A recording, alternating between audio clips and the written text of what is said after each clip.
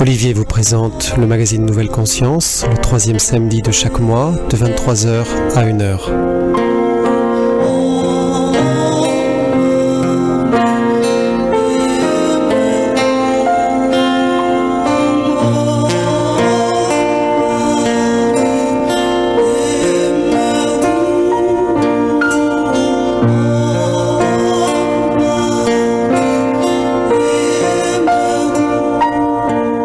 Bonsoir à toutes et à tous, bienvenue sur l'antenne de Radio Ici Maintenant dans Nouvelle Conscience. Olivier pour animer l'émission ce soir, et puis ce soir je reçois Yann Kounen. Yann Kounen qui est réalisateur de films et qui a la particularité d'avoir réalisé des films engagés. Lui-même s'est investi dans tout ce qui est le voyage chamanique, s'est beaucoup rapproché de l'Amazonie et accompli tout un parcours, et de là est née une inspiration pour ses films. Donc on connaît notamment Blueberry avec Vincent Cassel qui décrit en long et en large l'ayahuasca et ses effets. Et puis d'autres films aussi qu'a réalisé Yann Kounen. On comptera notamment Ayahuasca, un court-métrage. Et puis vous avez des documentaires, par exemple Autre Monde. On a aussi Seven Lives. Et puis aussi, peut-être à l'autre côté de la Terre, du côté de l'Inde, Yann s'est intéressé aussi à Amma, la mystique indienne, en réalisant Darshan, un documentaire dans son ashram et autour de sa vie. Donc ce soir, Yann est avec moi. Alors Yann, tu as réalisé tous ces films, mais à l'origine, ça vient d'une expérience que tu as vécue. Donc en 99, tu t'es rendu dans la forêt amazonienne, et puis avec ta curiosité, tu as cherché à en savoir plus sur les remèdes chamaniques, sur le chamanisme, et puis c'est là que ta vie a basculé. Oui. Alors, l'aventure. Donc, en fait, si tu veux, moi, faut remonter un peu plus tôt, en fait. Je crois moi, j'ai été biberonné à Métal Hurlant, à la science-fiction. Et vraiment, par rapport à la société, j'avais vraiment une sorte de décision prise d'aller m'envoler plutôt dans les mondes de l'imaginaire que je trouvais plus intéressant. Puis on vit à l'intérieur de soi, dans les mondes dans lesquels on navigue. Et je trouvais que ça nous proposait un peu notre monde aussi, comme ça, en termes de certaines valeurs ou de cosmologie, était un petit peu... voilà, je préférais me réfugier en l'imaginaire. C'est peut-être une fuite, hein, mais en tout cas, c'est ce que propose aussi la société, d'aller parler et travailler et construire des mondes qui vont provoquer des émotions, des sentiments et des pensées. Et donc, moi, j'étais parti plutôt là-dedans, donc à fond, un peu bille en tête, à faire de la BD puis du cinéma. Et voilà. Et en fait, tout ça, il faut que je raconte un peu pourquoi je suis parti en Amazonie, parce que c'est pas un matin où tu te dis, tu dis tiens, si j'allais faire un film sur les chamans, ouais, c'est cool, ça va être bien, on va faire des visions.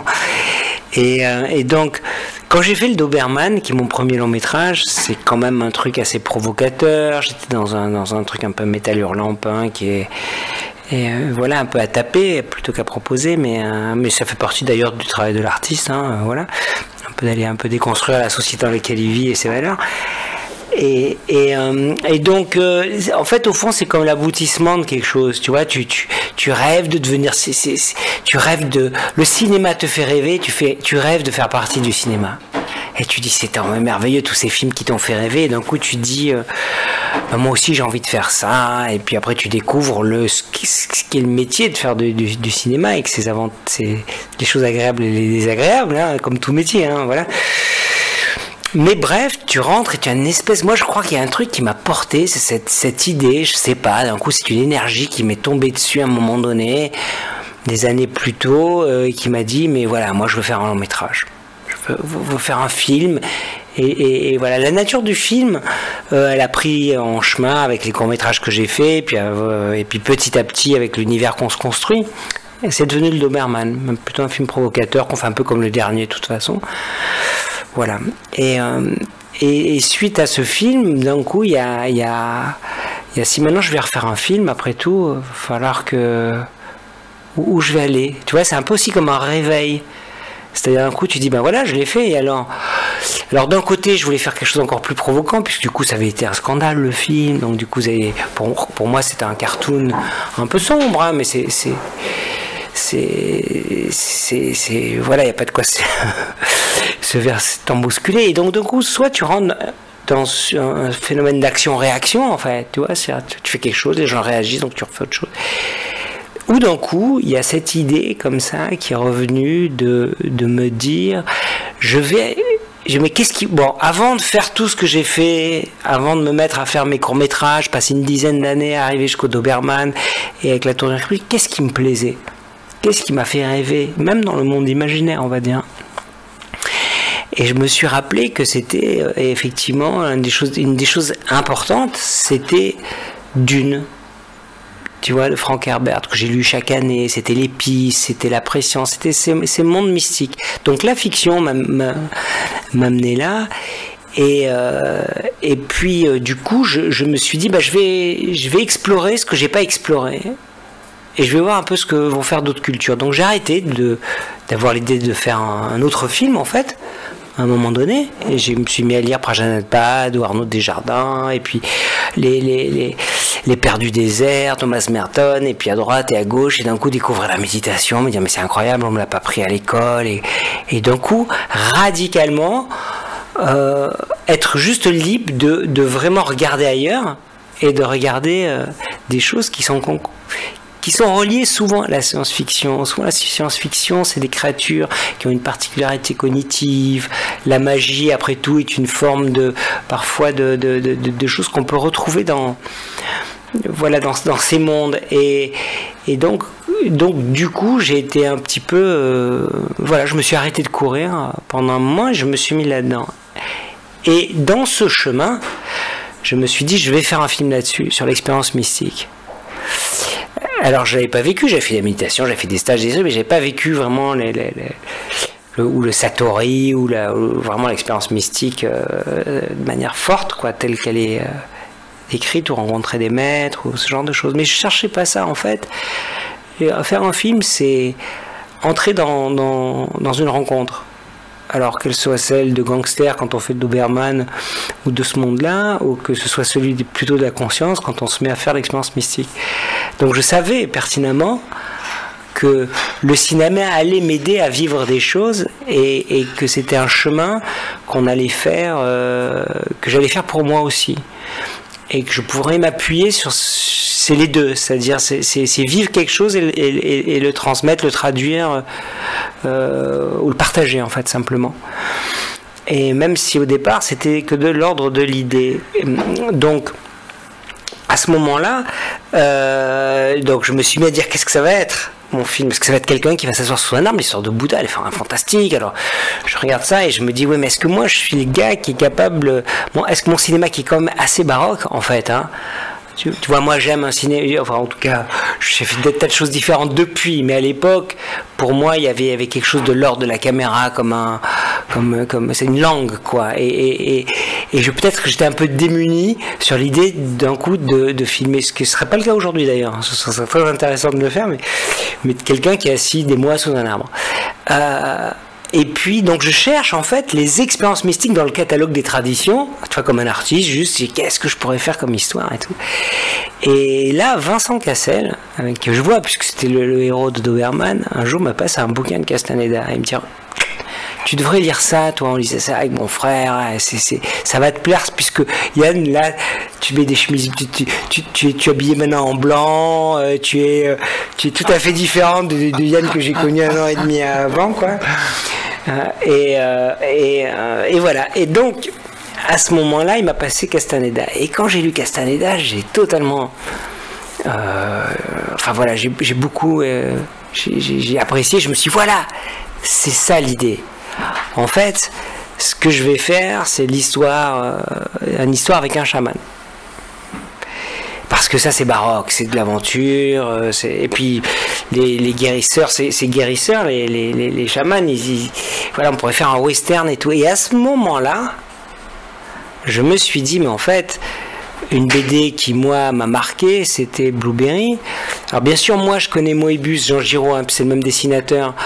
Je connais Moebius plus par Métal Hurlant, par L'Incal, par tout ce qu'il a fait de totalement ésotérique comme art, plus que ce western plus classique qu'il avait fait avec Charlier, mais qui, quand j'avais 12 ans, j'étais totalement fasciné par La mine de l'Allemand perdu, Le spectre au bal d'or. Et d'un coup, je me dis, mais pourquoi je pense à ça et que ça me revient, mais c'est presque un truc émotionnel, tu vois, dans la chair. Je me dis, c'est ça qu'il faut que je fasse Blueberry. Pourquoi? Donc je relis la bande dessinée, et dans la bande dessinée, dans un endroit mystérieux, au fond de grotte, dans un endroit perdu, il y a le héros qui voit le corps momifié d'un chaman qui s'appelle Petite Tortue, mais il est mort. Je me dis, mais en fait, le pan que je pourrais faire, c'est juste qu'il est vivant, en fait. Donc je vais voir Moebius, je commence à réfléchir à ça, l'idée lui plaît à fond, et donc je cherche des producteurs, et d'un coup on se dit, et puis Blueberry c'est quelque chose qui est comme on appelle aujourd'hui une IP, tu vois, dans le monde audiovisuel on dit une IP, quoi, c'est-à-dire c'est connu, c'est une base, voilà, ça a une identité. Comme peuvent les avoir les contes de Perrault ou Superman, tu vois, ou Avenger. Donc, mais Blueberry, c'est... Donc du coup, en production, alors il y a plein de films qui ont été tentés mais qui ne sont pas arrivés au bout, donc moi j'avais tout de suite cette vision un petit peu chamanique des Blueberry, et donc j'en parle à mes producteurs, comme j'avais un peu le vent en poupe après le Doberman qui avait été quand même un vrai succès, l'idée, on part avec Thomas Langman et Ariel Zeytoun comme producteur, on part sur l'idée de développer un grand western mystique avec des chamans qui s'appelle Blueberry. Mais j'ai rencontré aucun chaman moi dans ma vie, donc c'est ce que je dis à mes producteurs, je dis je n'ai rencontré aucun chaman, donc il va falloir que je le fasse. Donc ça c'est pas mal le cinéma, parce que normalement tu sais, et comme moi je suis comme tout le monde, normalement quand j'ai d'ailleurs partie des aventures que je vis aujourd'hui, où j'ai dit bon bah j'ai envie d'aller dans tel endroit rencontrer telle personne ou telle culture ou vivre telle aventure, donc je me renseigne, j'ai des potes, je prends mon billet, je fais mon voyage. Mais là dans le cinéma c'est formidable parce que le voyage s'organise pour toi, tu vois, donc il y a une espèce d'un coup d'accélérateur. Eh ben on va trouver vers une prod mexicaine qui va être coproducteur, et puis on va t'amener, et alors moi je dis je vais aller dans la Sierra des Huichol.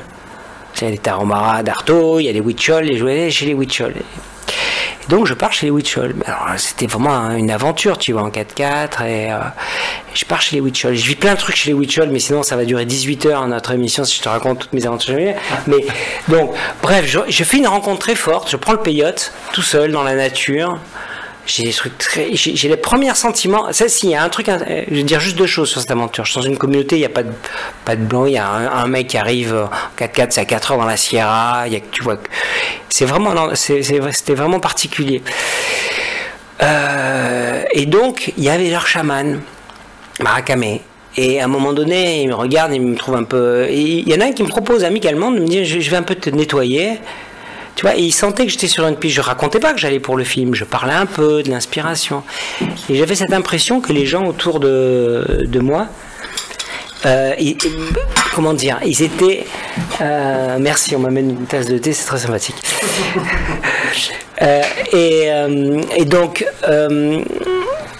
comment dire, je sentais qu'il voulait m'aider. Donc il me propose de faire un soin, et avec ses plumes, en faisant tourner des plumes autour de moi, en chantant, je sens des choses étranges. Mais moi je suis quand même, tu vois, issu d'un monde beaucoup plus comment dire, enfin bon, moi tout ça c'est des histoires pour moi, les chamans et tout, c'est pas réel quand j'y vais, même quand je dis Castaneda. La méditation, oui, c'est un outil cognitif formidable qui existe dans une tradition. C'est absurde qu'on l'ait pas nous, parce que c'est en soi déjà comme outil. Après, le reste, c'est des croyances, c'est des expériences, chacun les siennes, ou la manière de les métaboliser. Tu vois, donc je suis encore dans un monde qui est beaucoup plus rationnel. Voilà, et je crois pas aux esprits, à tous ces trucs-là, mais je crois en la capacité d'aller prendre de l'information, ou dans la nature, ou dans l'humain, d'autres manières que celle que l'on connaît, tu vois. Et donc j'ai quand même un vrai respect pour les chamans, hein. J'ai un vrai respect, mais c'est un mystère pour moi, et c'est la première fois où je suis troublé.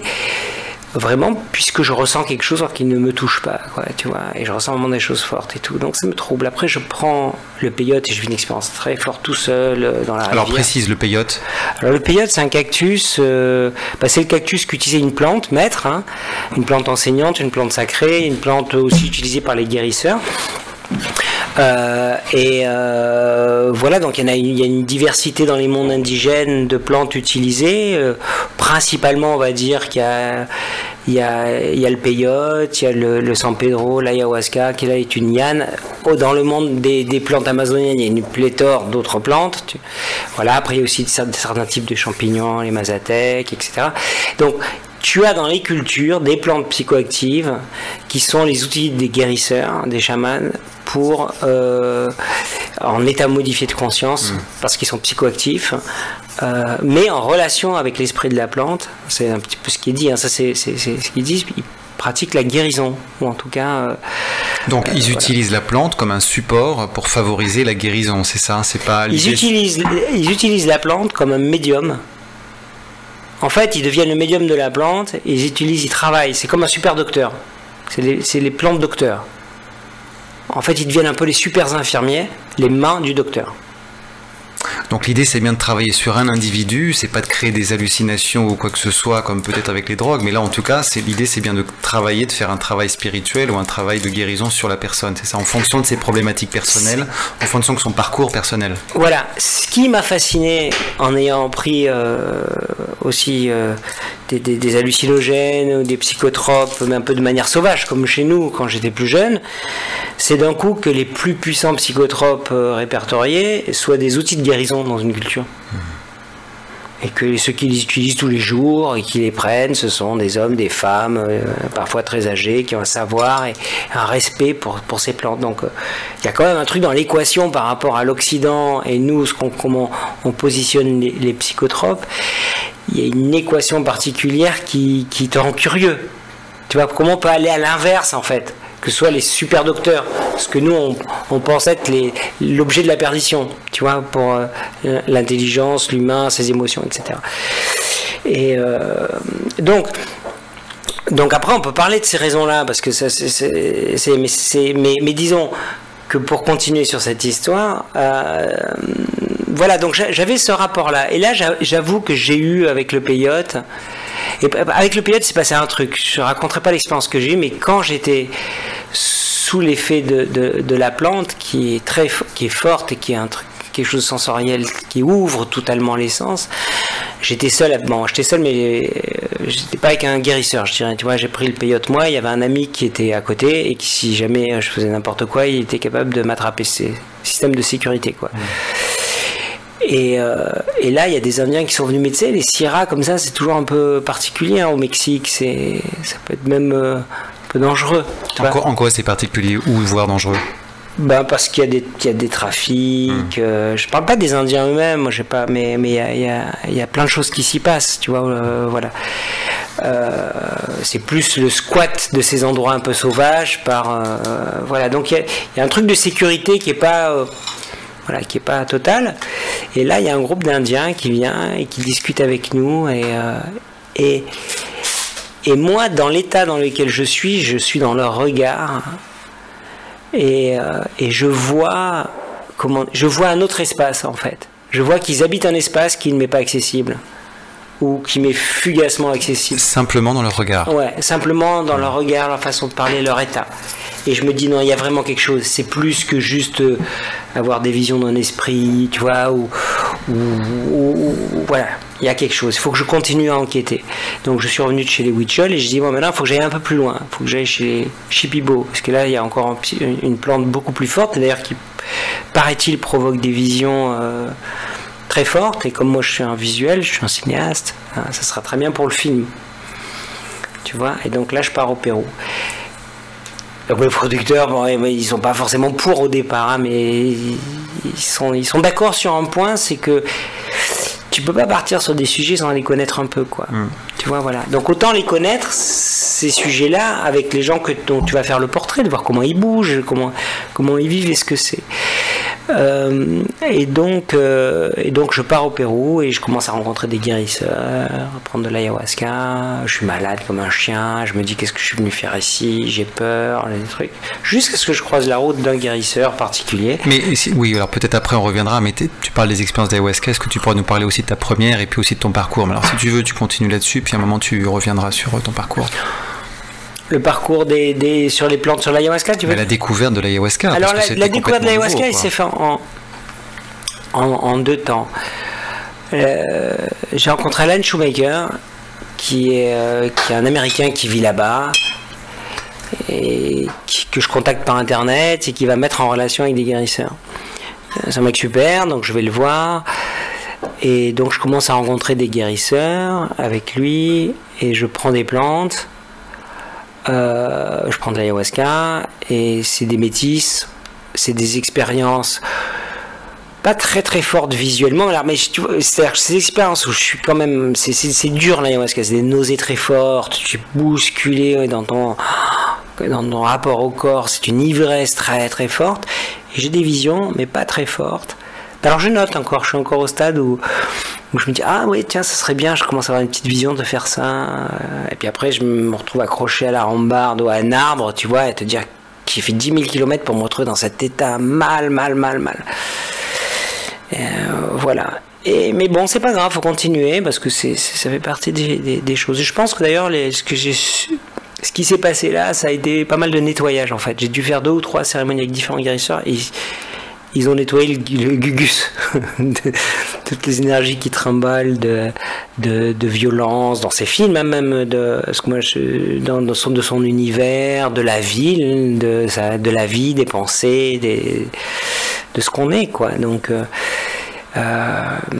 et donc ensuite j'ai rencontré Guillermo Quesada-Mensah, Guillermo qui était vraiment, j'allais partir 2 jours plus tard et j'avais fait une série de guérisseurs, j'étais content de ce que j'avais vu, mais bon, ça restait ok, je l'ai fait, c'est de la doc. Il me dit non, il faut vraiment que tu vois un indigène, et celui qui accepte de prendre un petit peu des occidentaux, parce qu'on était en 1999, l'ayahuasca c'était quelque chose d'assez inconnu, c'est lui. Donc je suis allé le voir, et puis on me dit ça coûte $35, tu vois, de faire une cérémonie. Tu vas dans l'arrière de sa maison, il y a 2 Indiens ou 2 personnes qui viennent se faire soigner, toi tu l'as fait avec eux et tout ça. Et puis je me souviens que je le vois, je le rencontre, et il me dit qu'il ne travaille pas avec l'ayahuasca en ce moment, mais avec une autre plante. Alors je dis non, moi ce qui m'intéresse c'est l'ayahuasca. Et puis je trouve que c'est plus cher. Alors je me dis, bon, tu sais, comme tu te dis tout blanc-bec, tu dis, ouais, bon, ça c'est une arnaque à touristes, etc. Bon. Et puis finalement, je me dis, il me reste 2 jours, en plus c'est débile, c'est même pas mon argent, puis on parle de quoi, enfin, qu'est-ce que je fais? On m'a recommandé ce mec, je retourne le voir, et je vais faire les cérémonies. Et là, je me prends la cruche. Là, je me retrouve comme Richard Dreyfuss dans Rencontre du troisième type, c'est-à-dire que tu commences à boire... Et alors maintenant je connais les plantes, je ne vais pas parler de la plante parce qu'elle n'est pas répertoriée, de la plante qu'il m'a donnée, que j'ai repris 5 ans plus tard aussi, qui est pas un analogue, mais c'est la même famille que l'ayahuasca, mais c'est un peu plus fort. Voilà. Mais donc là, une expérience forte en tout cas. Ah oui, non, là une expérience, quand je dis Richard Dreyfuss en Rencontre du troisième type, c'est un coup la réalité elle s'ouvre comme si tu passais, tu vois, d'un coup c'est comme si tu ouvrais avec tes 2 mains comme ça, tu écartais un voile et tu disais non, faut que je me réveille, tu vois, c'est pas possible. À quoi ça ressemble? Est-ce que c'est positif? Est-ce que c'est négatif? Est-ce que ça ressemble un petit peu à ce qu'on a vu dans le film Blueberry, les expériences que vit Vincent Cassel?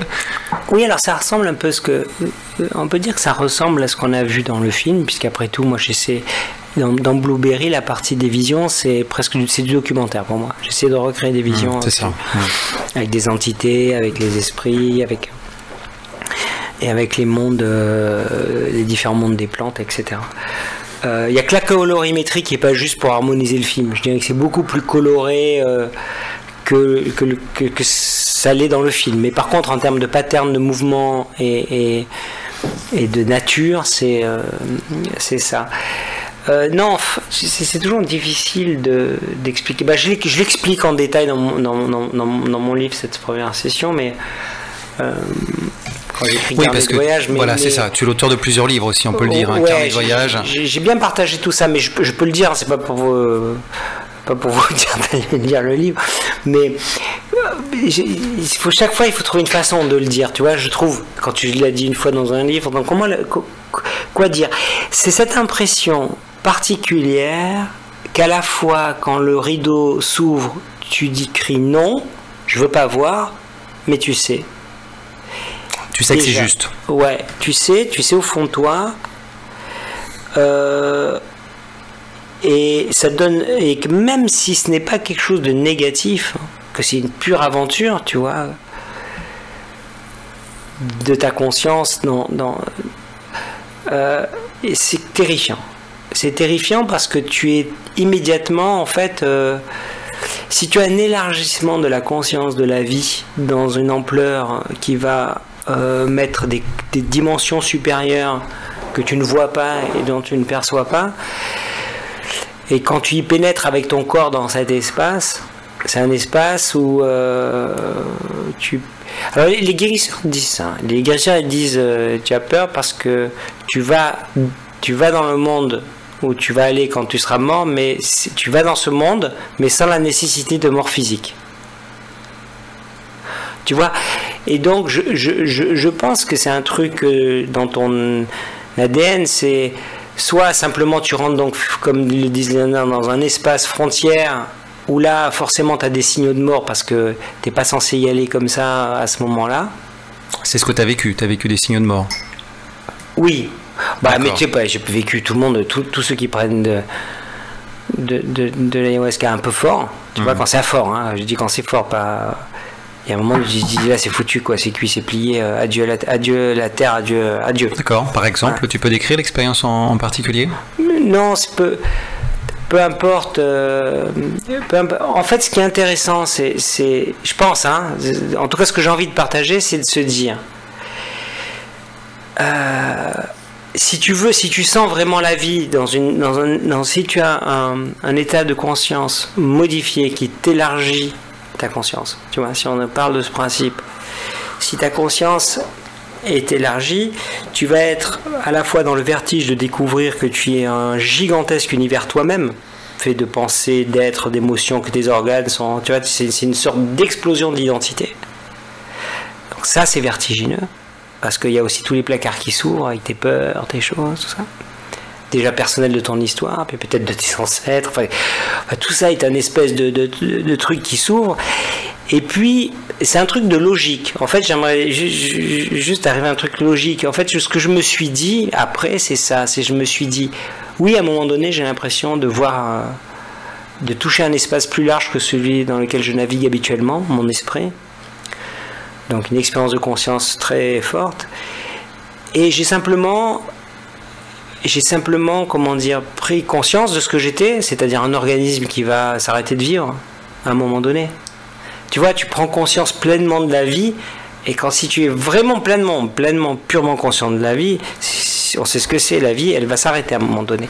Après, ça peut devenir autre chose, mais ce que tu es va disparaître, et tu es émotionnellement, sentimentalement, dans ton corps, tu as cette info, et tu vois cette vérité. Parce qu'on parle de la mort, ce sont parfois, c'est souvent d'ailleurs la racine de toutes les peurs, hein, la peur de la mort. Et donc, tu as ça de par cet état. Et principalement, c'est là où c'est une médecine, se soigner et là où les guérisseurs interviennent, c'est que dans les champs, ils t'embarquent dans un truc, et qui te dit grosso modo, je ferai un résumé en 4 phrases, mais qui dit ouais, ok, voilà, bah oui, tu vas mourir, mais regarde comme c'est beau, la vie, tu vois, et quelque part tu regagnes une forme d'estime de toi, d'humilité, voilà, et le lendemain, or que tu as peut-être sans doute pleuré, vomi, etc., été terrifié dans l'effroi, mais aussi dans le magnifique, dans des choses hyper simples. Et d'un coup, tu as une espèce de détente intérieure qui est équivalent à rien de ce que j'ai connu d'autres, tu vois, et qui fait que d'un coup, tu as des choses qui s'apaisent en toi. Et en ce sens-là, il y a quelque chose de fondamental, je pense, dans cette médecine, c'est ça. Voilà. C'est sa dimension thérapeutique, c'est-à-dire que non seulement tu accèdes à d'autres pans de la conscience, mais en plus, surtout, ça a un impact concret et immédiat sur ce que tu es, comme tu le dis, te calmant, t'apaisant dans certaines dimensions des choses, et puis en t'ayant montré certaines facettes de toi-même, c'est ça ? C'est ça, c'est-à-dire que souvent souvent quand je parle de l'ayahuasca, de ces expériences, des médecines traditionnelles amazoniennes, parce que l'ayahuasca c'est une plante parmi beaucoup, hein. Bien sûr elle est très importante, mais il y en a des centaines qui sont moins connues. Disons c'est elle qui récupère voilà, c'est un peu, c'est la plante, bon, très importante, mais il y en a beaucoup. Il y a beaucoup de relations différentes possibles avec des plantes psychotropes, non psychotropes. Ils ont une médecine très complexe, les peuples indigènes, les Shipibo, des systèmes de diète. Enfin, c'est quelque chose de vraiment complexe. Et souvent, les gens me disent oui, mais là, c'est pas pour moi. Mais puis il y a quelque chose de c'est violent, tu vois, tu souffres, tu décris de la souffrance. Là, c'est vrai que je décris des choses où on se dit oulala, le pauvre garçon, il a dû prendre cher. Mais ce que je veux dire, c'est que je me dois de dire ça, parce qu'on le rencontre si quelqu'un va en face. Et une fois qu'on a dit ça, on a dit attention, hein, tu vas prendre cher. Voilà, il faut y aller comme on va. Voilà, on va pas à la plage, on va pas juste aller regarder un peu le cosmos et prendre des bonnes énergies, et voilà. Quand tu vas rentrer avec les indigènes, c'est plus radical comme leur usage des plantes. Par contre, tu vas connaître l'extase, tu vas connaître une reconnexion avec toi, tu vas avoir des états qui font que, tu vois, ça dure depuis 20 ans pour moi et j'y retourne. Voilà, bon, avec le confinement là c'est plus compliqué, mais c'est quelque chose qui est complètement présent dans ma vie depuis 20 ans. Et il y a toujours des moments où c'est de nouveau difficile, parce qu'on a des choses et des portes à passer, et qu'à chaque porte il y a une mort, que ce que disent les Indiens, il y a chaque fois dans la connaissance, à chaque fois que tu vas arriver à une porte, à un moment il va falloir mourir à quelque chose, quoi, de toi. Qu'est-ce que tu as vécu précisément? Qu'est-ce que tu as redécouvert sur toi grâce à toutes ces expériences que tu fais depuis 20 ans? Tu parles de reconnexion à soi-même, de toutes ces choses-là. Qu'est-ce que tu as... Comment tu te perçois maintenant? Écoute, je me posais... Alors, je vais dire un truc un peu bizarre. Je me posais beaucoup de questions sur le sens de la vie, de l'existence, Dieu, quand même, hein, voilà, qui a fait l'univers, pourquoi, qu'est-ce qu'on fout là, qu'est-ce que c'est que cette histoire? Et puis des tas de choses par rapport à notre société, puis par rapport à des envers artistiques. Aujourd'hui, je me pose... Il y a plein de questions qui ont disparu. Des questions qui te tourmentent.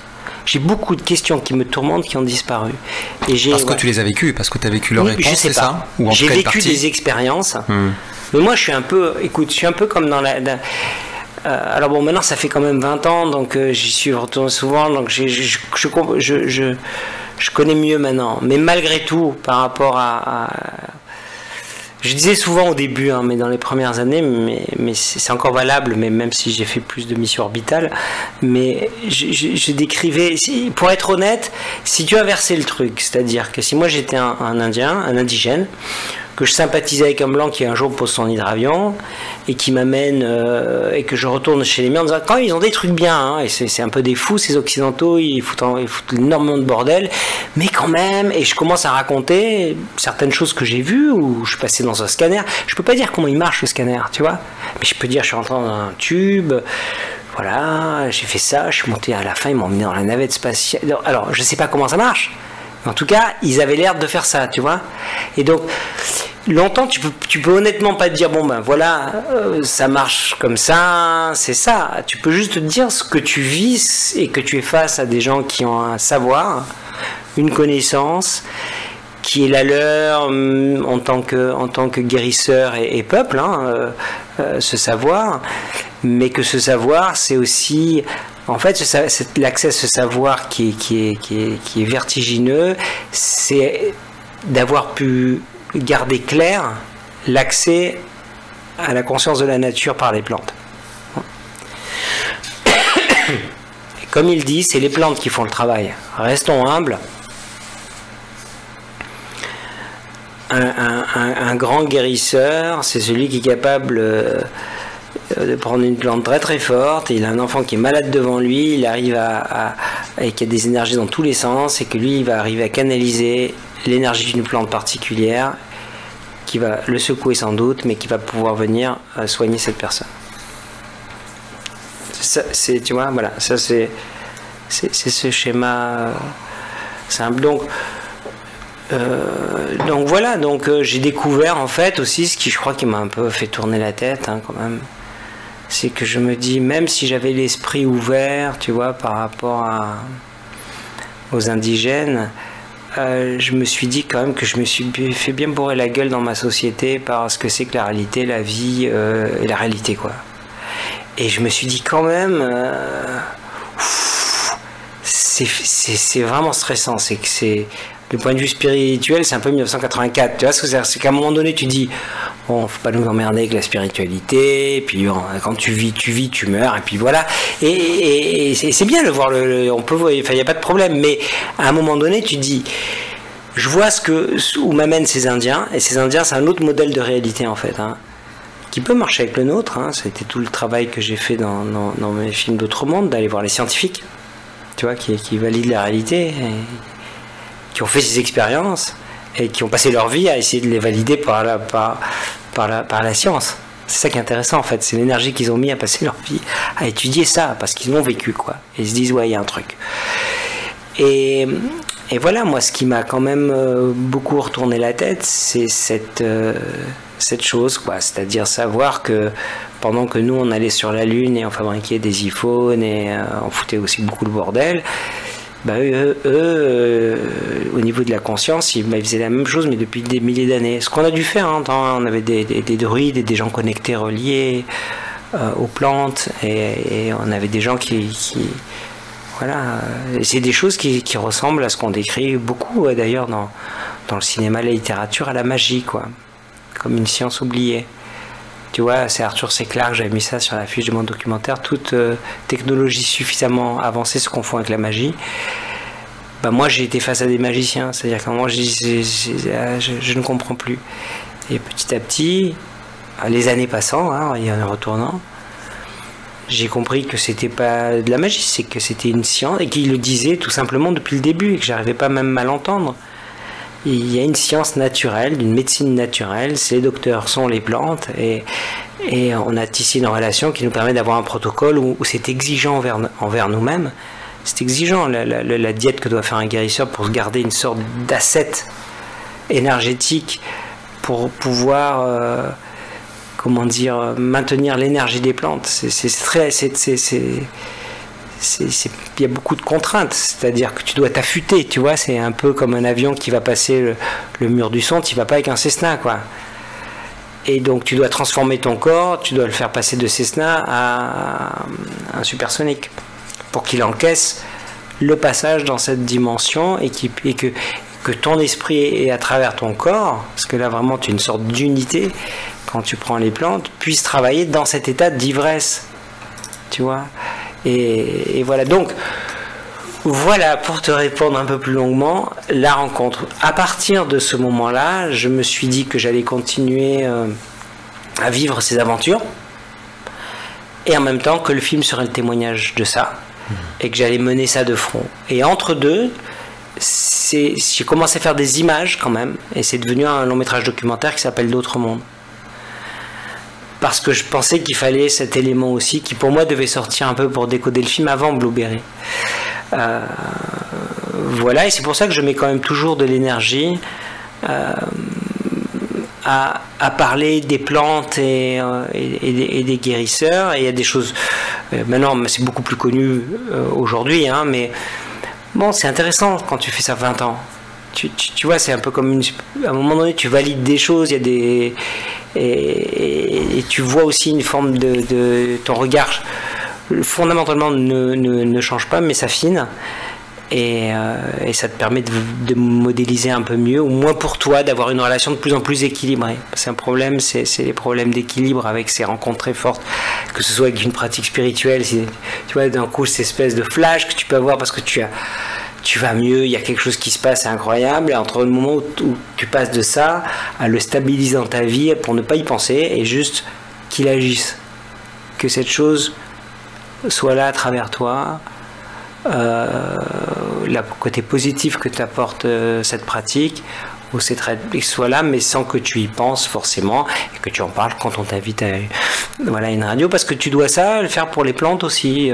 Il y a une forme d'échange. J'ai très vite senti que je me devais de maintenir un équilibre, et comme mon rôle c'est de communiquer, je dis surtout pas aux gens allez l'ayahuasca va régler vos problèmes, hein, ou les plantes et les guérisseurs, voilà, mais je dis juste il y a une intelligence dans la nature très très forte, il y a certains qui communiquent avec elle, elle peut aider certains, et il faut reconnaître ça, il faut reconnaître ce savoir, il faut arrêter de marcher sur la tête, et voilà. Tu parlais tout à l'heure de la méditation à laquelle tu avais commencé à t'intéresser après Doberman. Donc première question, est-ce que tu avais commencé à pratiquer déjà? Est-ce que tu avais déjà une première approche? Et deuxièmement, est-ce que tu as retrouvé dans la méditation et dans la pratique éventuelle que tu as faite par la suite des expériences similaires à celles que tu as vécues dans l'ayahuasca? La méditation, ça a été la première compréhension, si tu veux, claire, au lieu d'utiliser... au lieu de laisser tourner la machine plein régime et de la gaver de données, travaille le hardware, quoi. Travaille juste, observe le système, comment il fonctionne, et je me suis dit à un moment donné, mais tu vois, voilà, ça c'est aussi une fourmilière sur laquelle tu es assis, et tu dis il n'y a pas de fourmi par ici, tu te fais bouffer. C'est hallucinant que c'est une technique cognitive toute simple, hein. C'est d'être vers l'observateur du mouvement. Enfin, je dirais la méditation, c'est simple, ça peut devenir, c'est très simple, mais comme toutes les choses simples, prendre l'ayahuasca c'est très simple, tu bois et puis tu tiens. La méditation, tu t'installes et tu essaies d'être totalement dans la présence, conscient de ce qui se passe, dans du flot de tes pensées, mais de pas les accrocher, de pas que ta conscience se colle à ta pensée, ce qui finit toujours par arriver, mais de pouvoir s'en détacher le plus rapidement possible, etc. Et quand j'ai découvert juste ça, mais au bout de, tu vois, un quart d'heure, comme tout le monde, je pense, moi on fait méditation, à un moment donné, il commence, ça marche un peu, puis à un moment tu dis, ah mince, il faut que j'ai pas appelé machin. J'ai pas appelé mon cousin, ça fait 2 semaines que je dois l'appeler. Alors c'est très intéressant parce que tu te rends compte que tu as des couches d'informations qui sont pas prioritaires, mais qu'en fait sont importantes quand même et qui vont remonter. Et puis elles sont là, elles vont te déstabiliser dans ta méditation. Et j'ai juste découvert que ça pouvait t'apporter. En fait, effectivement, un calme, du calme, que ça pouvait aussi poser tes émotions, te mettre dans un état qui te permettrait mieux de résoudre un problème, tu vois, et que ça a apporté des choses pour mieux naviguer dans la réalité et d'être plus dans le présent, ce qui est la somme des choses, hein. Fais ce que tu fais, si tu le fais, si tu le fais vraiment, il y a très peu de gens qui font vraiment ce qu'ils font. C'est quand tu manges, tu vois, faire vraiment ça. Et nous, on est en plus dans ce monde moderne, voilà, en présence, et là, on est multitâche. Donc, voilà ma rencontre et avec la méditation. Et c'est vrai que c'est quelque chose que je trouve. D'ailleurs, la méditation fait partie vraiment de l'attitude avec laquelle tu vas entrer dans une expérience avec les plantes, hein, par exemple. Mais alors c'est une méditation particulière, parce que si tu y vas en méditant le dos bien droit, ce qui est très bien cognitivement par rapport à la méditation pour la perception du corps, ça va mal se passer. Il faut que tu rentres dans une détente complète et une attention sur tout ce qui se passe à l'intérieur. Si tu vois les vieux guérisseurs, ils sont un peu enfoncés dans leur fauteuil et ils ont l'œil qui bouge parce qu'ils sont en train de sentir complètement comment s'ouvre l'ivresse, comment les contacts se font en étant à la fois vigilant sur ce qui se passe dans les muscles des jambes, dans le ventre surtout, très important le ventre, qu'il soit toujours détendu. Dans la pensée, et petit à petit le monde s'ouvre des visions et on se retrouve d'ailleurs un peu dans les visions. Il y a plein de langages différents qu'ont les plantes et la psyché humaine. Un d'eux est cette impression que tu prends tout ce que tu es et on te le projette face à toi, le bien, le moins bien, tout ça, et le chant te fait naviguer dans tout ça, tu prends conscience. C'est des formes archétypales, hein. Donc monstrueuse pour tout ce qui est peur, colère, tout ça. Magnifique et déique pour tout ce qui est amour et joie et présence. Et c'est un ballet dont le but dans la médecine amazonienne, c'est on prend les énergies qui ne sont pas bonnes, on les enlève, et les énergies qui sont bonnes, on les cultive. Voilà, c'est tout, basta. Ça, c'est après le comment et le comment. Voilà, c'est aussi le travail des diètes et tout ça. Et donc la méditation, ça a été quelque chose d'important pour moi. Je dirais quand même, puisque tu me demandes la méditation par rapport aux plantes, je dirais que l'attitude par rapport aux plantes, ça je l'ai découvert beaucoup plus tard. En fait, le plus proche, c'est plus de l'ordre de la prière, en fait, ou du mantra, tu vois, qu'une prière. Quand je dis prière, c'est pas une prière forcément chrétienne, hein, c'est une prière. C'est-à-dire de canaliser une succession de mots complètement conscientisés qui te relient à ce que tu es en train de faire là avec les plantes. C'est ce que sont les icaros. Les chants indigènes, les icaros, il y a toute une partie qui est un alignement cognitif de tous les sens, de manière à ce que tu ouvres ton ivresse et ta rentrée dans l'espace visionnaire, dans l'espace des plantes, avec la totalité de l'être. Et donc les chants indiens qu'on va entendre, certains des icaros, donc qui sont des chants qui vous soignent, il y en a une partie du chant, ça va être celui d'aligner, de centrer, de se centrer, de se concentrer, de se relier à la plante, de centrer ses sens, de centrer ses émotions, d'avoir confiance, de le faire bien, de le faire avec le cœur, voilà, d'ouvrir ses pensées, le monde de ses pensées, de toujours se remettre dans le cœur, dans l'amour, tu vois. Et c'est comme ça des tas de couches où tu déploies cognitivement dans l'espace des visions en chantant tous tes états, et là-dedans, forcément, à un moment donné, il y a des choses négatives qui arrivent, parce que c'est des plantes aussi qui sont là pour nettoyer, et donc là, tu demandes aux plantes de nettoyer les émotions, les pensées, les mémoires, de relier à la lumière, de relier à la médecine des plantes, etc. Et puis après dans la vision, tu peux voir des esprits venir, etc. Après, tu rentres dans d'autres espaces. Mais donc, il y a quelque chose de l'ordre de la méditation. Les guérisseurs, avant de commencer une cérémonie, sont vraiment en méditation. Et dans la cérémonie, les chants, c'est plus proche de la prière. Voilà. Oui, si je te demandais ça, c'est parce qu'effectivement, on a parfois des témoignages, notamment dans cette émission, mais aussi bien sûr ailleurs, de personnes qui ont vécu des expériences qui semblent similaires à ce que tu décris à travers l'ayahuasca, par la méditation, qui leur permet d'accéder à d'autres pans de réalité, à un monde invisible, au monde des anges par exemple, ou autre chose. Et puis surtout aussi, le mois dernier, on a eu Pierre Leray-Guillemet qui est intervenu ici dans cette émission, et qui parlait du voyage astral, et qui décrivait dans le voyage astral aussi des réalités qui semblent similaires à ce que tu décris de l'ayahuasca. Est-ce que toi, c'est aussi un pan que tu as pu vivre à travers la méditation, à savoir t'ouvrir à tous ces autres mondes, à l'invisible, etc. Oui, absolument. On peut...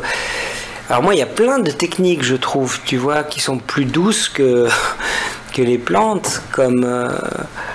même dans le yoga, tu vois, dans le yoga diamant par exemple, tu as une guidance verbale qui te fait voyager dans le cosmos, tu commences à voir les images, etc. À la fois tu fais des mouvements qui te mettent dans une forme, pas de transe, mais douce, et tu es porté, donc tu as des yogas d'expansion de conscience comme le yoga diamant, et tu as par exemple aussi la Pandora Star, la lampe. Moi j'ai une Pandora Star, et c'est vrai que c'est une lampe qui va te balancer des fréquences de lumière et te mettre dans un état modifié de conscience dans lequel tu vas faire un voyage aussi. Et tu as la méditation pure, simple, si tu l'as fait assez longtemps, si tu te mets dans bien sûr. Puis après, tu as des tas d'expériences de la vie très fortes. Tu fais de la plongée sous-marine, à un moment donné, tu pars. Tu vois, moi, il m'est arrivé d'avoir ça. Et donc il y a plein de... Après, c'est l'expérience d'un état de conscience modifié qui va t'amener dans ces mondes-là d'une manière ou d'une autre. La différence que je vois, c'est que et ce que j'ai eu moi en tout cas quand j'ai eu des expériences par hypnose, lampe, méditation ou yoga, c'est très fort, c'est magnifique et en même temps c'est assez safe. Tu restes toi et tu es témoin de cette expérience, elle t'enrichit mais toi tu es dans ton corps. C'est un peu je vois la différence entre être au cinéma et voir quelque chose, une expérience ou la vivre, tu vois, c'est un peu ça. Tu vois des gens qui sont sous l'eau ou en train de voler et puis tu voles, mais quand tu voles du coup t'as peur quand c'est toi, et il y a quelque chose de cet ordre là sur l'émotionnel et le vécu, voilà, c'est l'intensité, hein, on va dire, c'est l'immersion, la qualité d'immersion, je pense. Et puis je me souviens discuter avec des dzogchen, puisqu'on parle de méditation, des maîtres Rinpoche, et c'est vrai que après il y a des techniques, je pense, où quand c'est toujours pareil, c'est quand tu vas faire quelque chose d'un petit peu extrême. Par exemple, les méditations, si tu médites dans le noir pendant 3 semaines, quand tu amènes un petit repas et que tu fais que méditer comme ils font, là oui, là tu vas arriver aux mêmes endroits progressivement, avec un énorme effort quand même de concentration, mais tu vas arriver aux mêmes endroits, voire peut-être même plus loin, et c'est intéressant parce que là tu iras, comment dire, tu peux en sortir et y rentrer, etc. Donc c'est très intéressant que de là où tu peux te retrouver projeté sans être prévenu avec l'ayahuasca, tu vois. Et c'est des endroits forts, c'est une chose d'y aller doucement ou de se retrouver projeté. Donc oui, je pense que chaque individu... Alors, moi je fais partie des gens effectivement qui pensent qui a découvert, pas qui pensent, qui a découvert que les états modifiés de conscience sont des choses qui t'apportent des outils pour vivre ton existence au quotidien.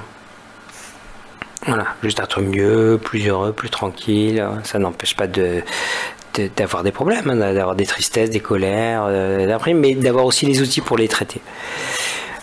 Et je pense que les états modifiés de conscience, c'est quelque chose qui sera le futur de nos médecines. C'est sûr. C'est aujourd'hui, tu vois, les plantes psychotropes sont étudiées en psychiatrie. Ils commencent à se dire qu'ils vont faire des protocoles. Et pour moi, c'est quelque chose de l'ordre d'aujourd'hui. C'est la médecine du passé. Ça a toujours été la médecine c'est les plantes qui sont dans la nature et qui sont ces interfaces pour les créatures que nous sommes, pour les mammifères.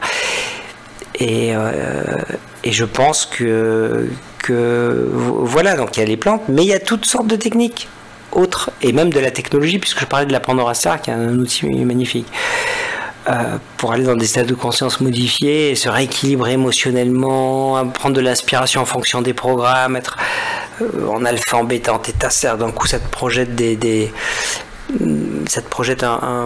battements lumineux qui vont être miroirs des états, dans les différents états de conscience de ton cerveau. Et donc du coup ça te propose un voyage où tu vas d'un coup même avoir le vertige, tu sais, dans l'endormissement rapide.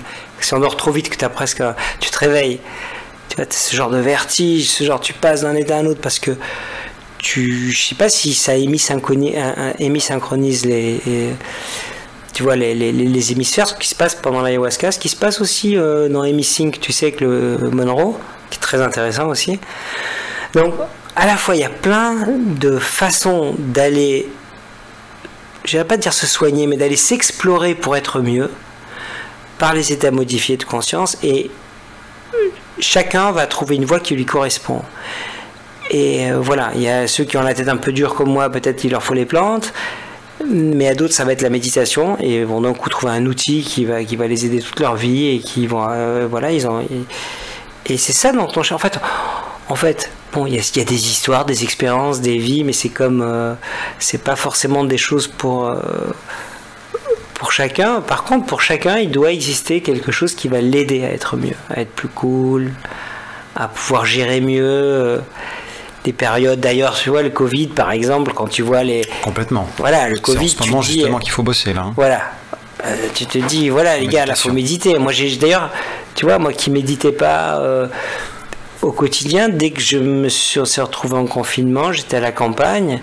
On était à la campagne, et on s'est mis tous les jours, pendant 45 minutes, à partager. On se mettait à distance dans ce jardin, parce que j'étais en Bourgogne, j'étais parti, voilà, et parler, échanger. Après, on méditait, méditation guidée. Par ma compagne est prof de yoga avec Arc-en-Ciel Yoga, donc tu vois, donc pas de yoga, méditation guidée, espace, Icaros, etc. Et tous les jours 1 heure.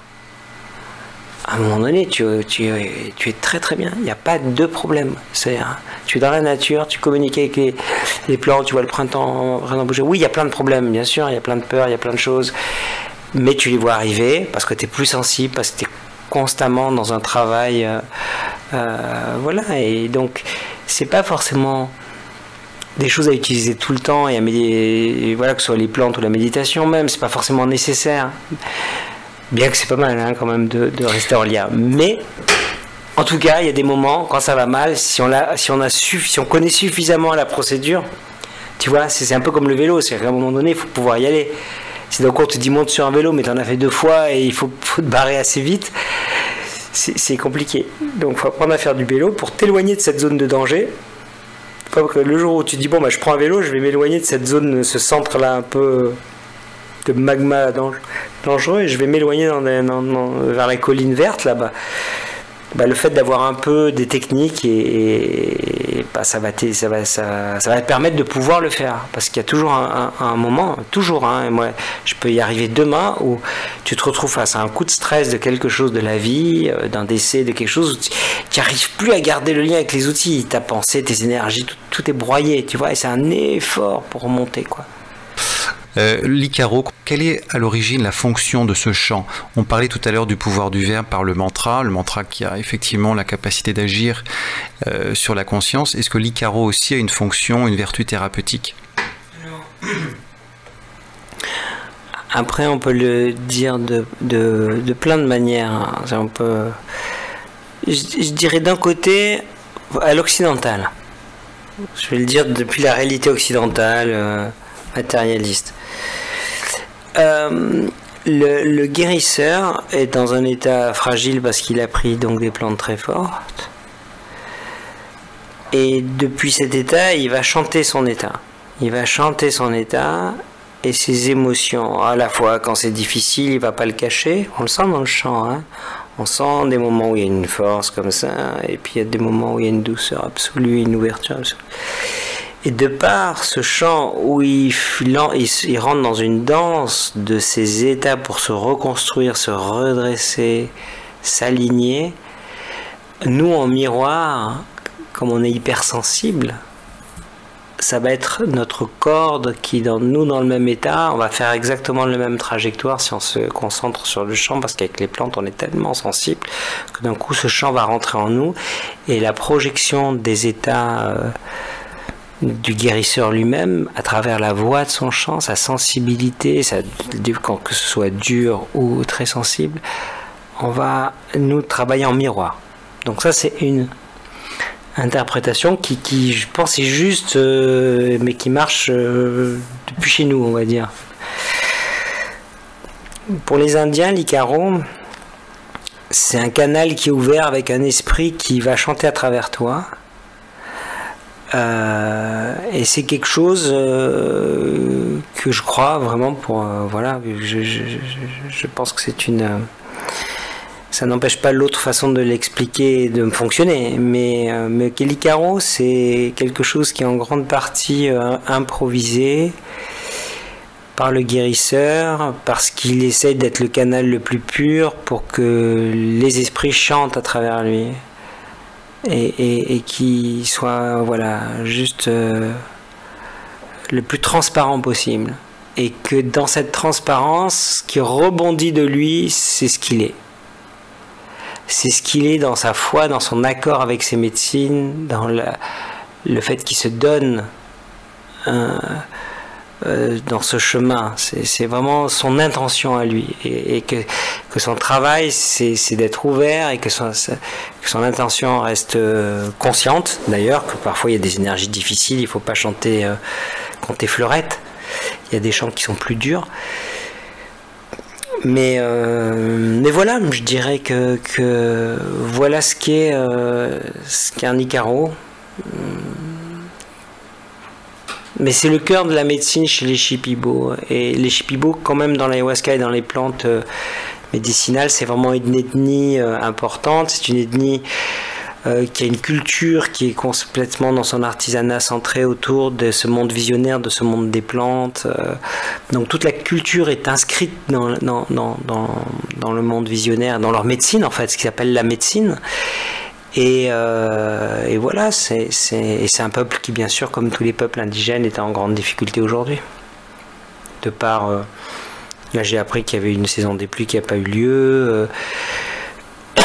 Donc, en grande difficulté, voilà, que c'est pas simple et qu'il y a cette grande connaissance. Donc voilà, il y a beaucoup de gens qui vont découvrir les plantes, qui voient la puissance de leur médecine et qui vivent là-bas et qui montent des ONG, qui les aident à monter une coopérative, qui donnent de leur énergie pour aider à ce qu'ils puissent puis naviguer maintenant qu'ils n'ont plus accès à certaines de leurs forêts, enfin leur façon traditionnelle de pouvoir à la fois se nourrir et vivre. Hein. Voilà, et qui sont quand même, ce sont des gens, enfin voilà, parfois dans les communautés on y va et on découvre qu'il commence à y avoir des télévisions et des choses comme ça dans les communautés. Ça, c'est vrai que c'est complexe, mais en tout cas voilà, voilà ce qu'est un Icaro.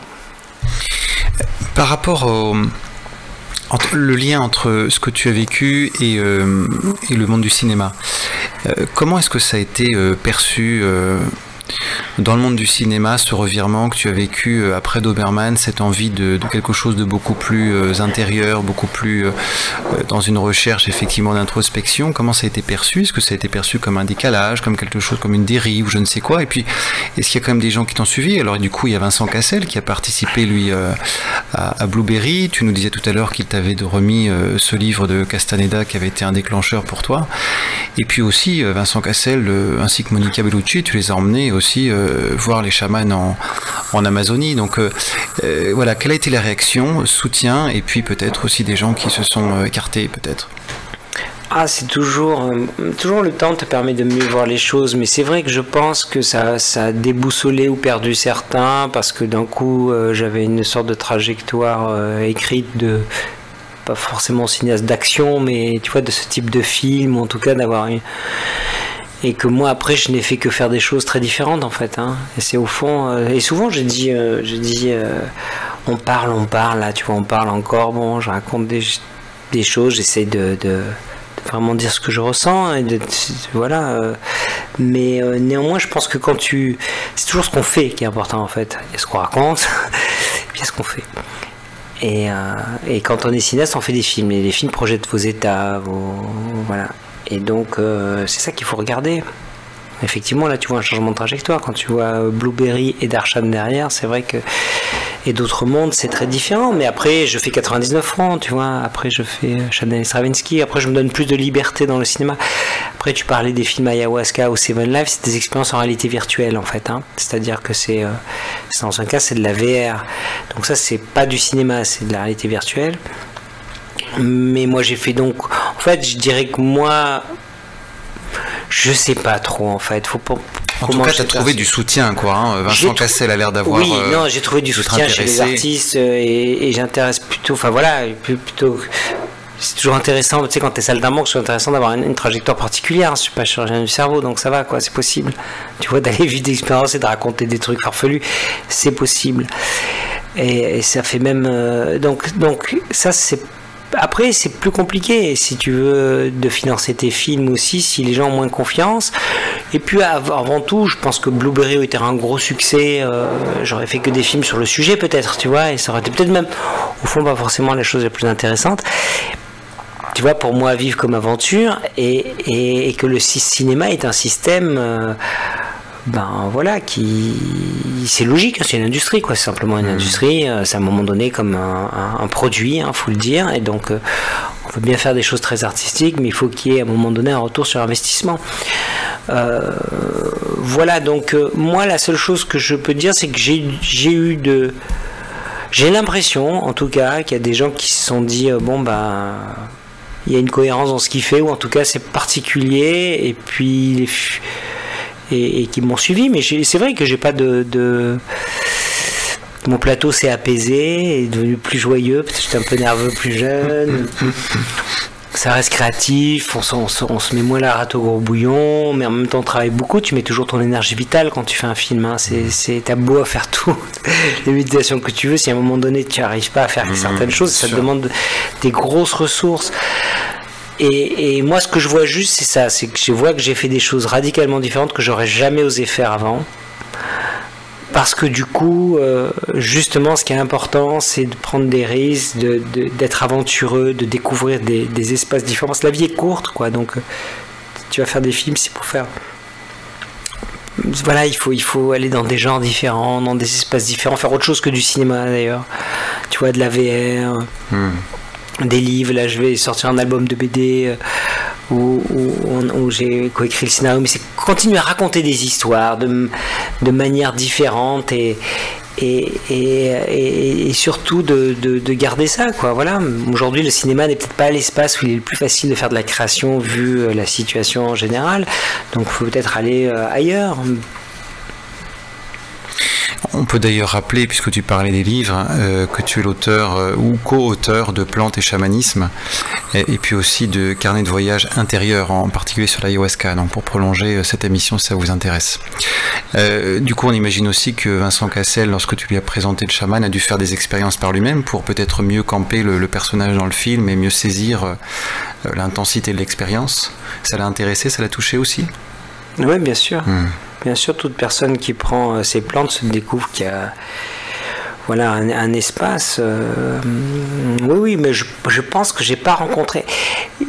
En fait, dans tous les gens. Après, j'ai rencontré, tu sais, beaucoup de gens en Amazonie, mais des années après Blueberry ou 2 ans après, que ce soit des Australiens, des gens qui venaient de l'autre bout du monde, parce qu'ils avaient vu le film et le film leur avait donné quelque part l'envie d'essayer. Donc ils venaient vers moi. D'ailleurs, quand j'ai écrit Carnet, c'était après avoir une quinzaine d'années de plantes, avoir donné des conseils aux gens au bout d'un moment, puisque toi tu l'as fait quand même quelques centaines de fois, quoi. Donc à un moment donné, tu vois ce qui marche et ce qui marche pas. Tu vois, il y a un moment tu te dis tiens, je vais faire un livre où je vais un peu peut-être aider, parce que moi j'aurais bien aimé qu'on me dise ça et ça, mais on me l'a pas dit. Et donc tout ça pour dire que j'ai toujours rencontré des gens qui ont eu, s'ils ont une expérience forte, il y a toujours une valeur très forte de l'ayahuasca. Parfois, ça a été même fort, et puis ils se disent non, c'est pas pour moi, terminé, hein. Ça, c'est possible. Mais de reconnaître l'espace, la puissance de l'espace des plantes et de la médecine qu'il y a à l'intérieur, voilà, j'ai pas rencontré des gens qui ont vécu des expériences fortes et qui disent non, oui, c'était très fort, mais bon, ça ne m'intéresse pas, quoi. Voilà. Puis c'est vrai ce qui est vraiment formidable, c'est qu'à travers tes films, tu as eu effectivement une fonction altruiste. Tu as eu le mérite de faire connaître l'ayahuasca, le monde des chamans, à un plus large public probablement. Et effectivement, ça doit être quand même gratifiant aussi pour toi de savoir que du coup les gens ont découvert ça et sont allés vers des chamans pour se faire soigner, pour se faire aider. Voilà, c'est quand même une fonction noble du film. Alors, c'est toujours pareil. C'est-à-dire, oui, bien sûr. Je l'ai eu aussi quand j'ai fait Vapewave sur la cigarette électronique, tu vois, quand je croise des gens qui me disent grâce à toi j'ai arrêté de fumer des cigarettes. Et donc c'est toujours bien quand tu fais quelque chose et que ça a aidé les gens. Mais parfois il y a des gens que ça n'a pas aidé ou qui sont mal tombés, et qui, tu vois, donc tu as toujours les deux. Ce que c'est intéressant peut-être du coup de dire ça, oui, dans l'ayahuasca, faut faire attention quand même. Tu vois, là, parce que je dis beaucoup de choses. Au-delà de la peur que tu peux avoir dans l'expérience et tout, il faut quand même, aller vers des guérisseurs. Faut connaître quelqu'un qui est allé. Il faut faire attention, parce que c'est un domaine où on n'a pas d'expertise. Tu vois, nous, les Occidentaux, il y a de tout, et tu peux faire tout avec un outil. Tu vois, c'est comme un scalpel. Hein, tu peux faire le bien comme le moins bien. Avec un scalpel, tu peux faire une opération, mais comme tu peux planter quelqu'un. C'est ça. Hein. Et apprendre à planter quelqu'un avec un scalpel, c'est plus compliqué qu'apprendre à faire de la chirurgie. C'est beaucoup plus rapide, tu vois ce que je veux dire, hein. Réparer un visage qui a été défoncé, c'est un travail qui est plus complexe que défoncer un visage de quelqu'un. Et donc oui, et donc il y a des guérisseurs qui se disent guérisseurs, ou qui ont appris pour les... Tu vois, il y a tout. Et qui là ne travaillent pas avec des bonnes énergies, ils font pas vraiment de la médecine, tu peux te retrouver seul avec l'ayahuasca, voire avec des gens pas terribles et tout. Donc il y a tout ça. Donc, et j'ai vu aussi ça évoluer, tu vois. Et je trouve que c'est bien que cette médecine soit disponible... du coup, qu'il y ait plein de gens qui en prennent aussi, parce que quand même, t'as des milliers de personnes qui tous les... Alors là, avec le confinement, avec le Covid, je sais pas, mais sinon, il y a beaucoup, et qu'en général, c'est positif. Mais, voilà, c'est un outil, c'est plus que ça, hein, parce que c'est un être, quoi, tu vois, avec qui t'as une relation. Hein.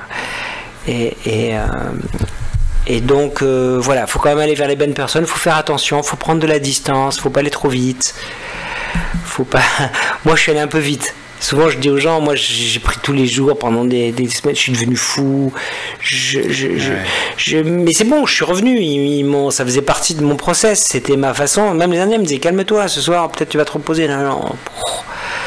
Voilà, moi, mais malgré tout, aujourd'hui, je dirais, il faut prendre du temps, il faut bien suivre les consignes que vous donne guérisseurs sur les diètes alimentaires avant. Tout ça, c'est fort, quoi. Voilà, tout ça, c'est pas à prendre à la légère. Et si on a des vrais changements, il ne faut pas reprendre sa vie telle qu'elle était avant, parce que sinon tu repars dans le mur très fort, quoi. Tu vois, surtout sur de la toxicité, dans à la fois l'alimentation, les substances que tu prends. Attention, parce que tu es très nettoyé. Donc il y a des tas de choses où voilà, il faut faire attention.